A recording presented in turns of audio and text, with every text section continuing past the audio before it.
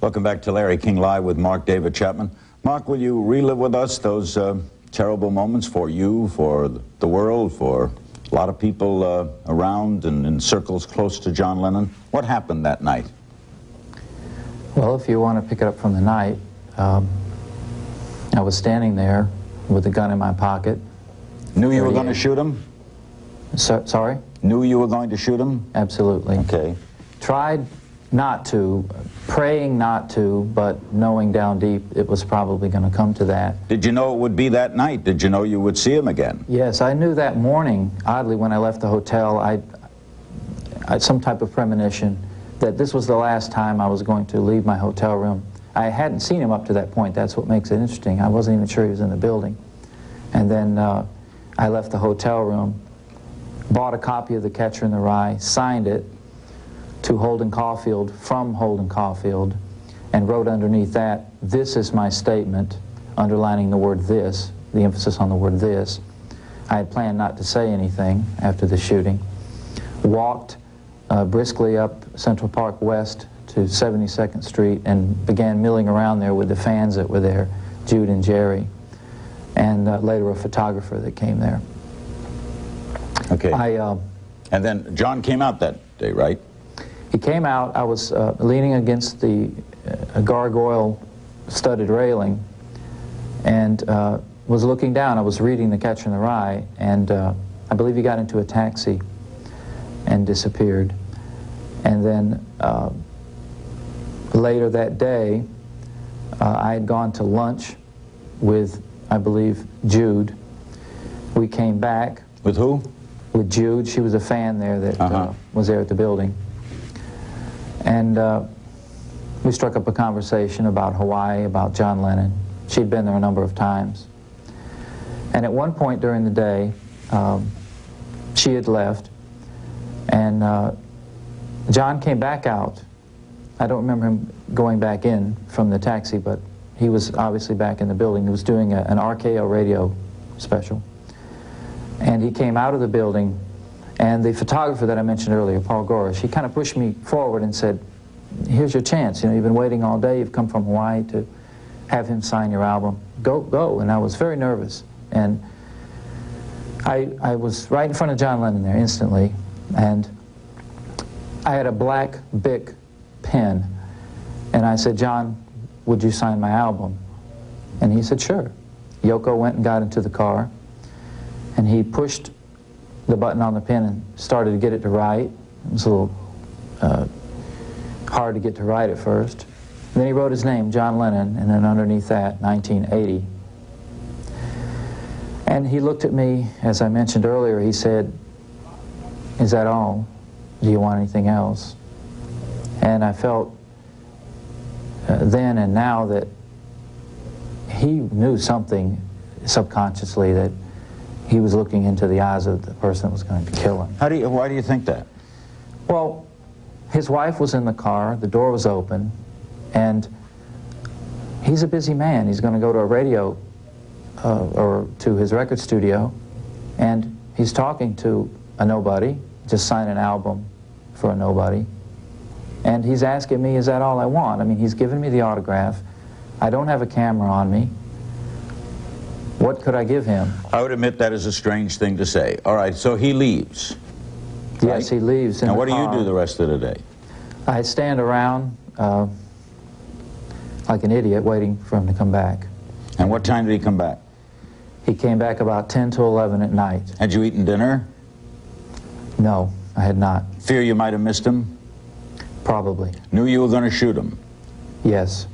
How did that happen? What happened? Well, the photographer left. In all fairness, I have to say I tried to get him to stay. Because? There were those that felt that I wanted him to shoot pictures of the shooting, which is not true. Why then did you want him to stay? I wanted him to stay because I wanted out of there. There was a great part of me that didn't want to be there. I asked Jude, the fan, before she left, for a date that night. She said no. If she'd have said yes, I would have been on the date with her. But you might have killed him the next day. Oh yes, Yeah, I would have probably come back. The circumstances of the killing, what happened? I was sitting at the inside of the arch of the Dakota building, and It was dark. It was windy. Jose, the doorman, was out along the sidewalk.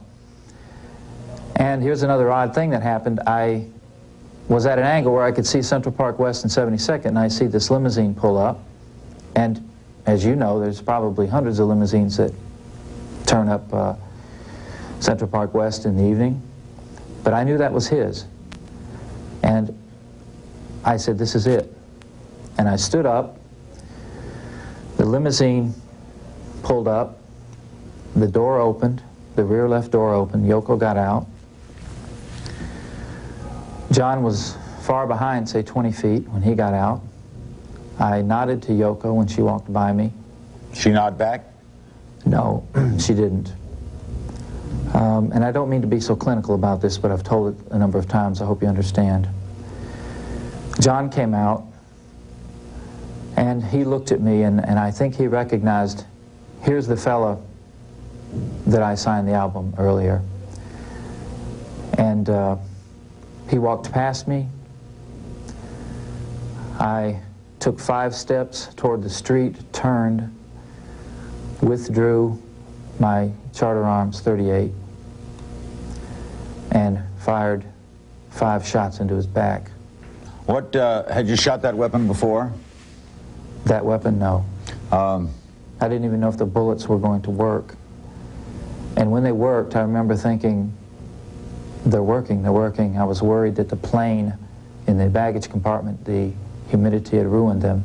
And I remember thinking, they're working. What did Yoko do?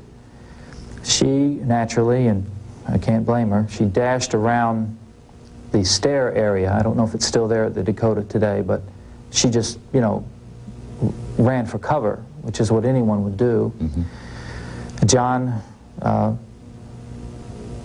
according to what I've been told, stumbled up the stairs, and then I saw her come back around and then go up to the stairs, and then she cradled his body.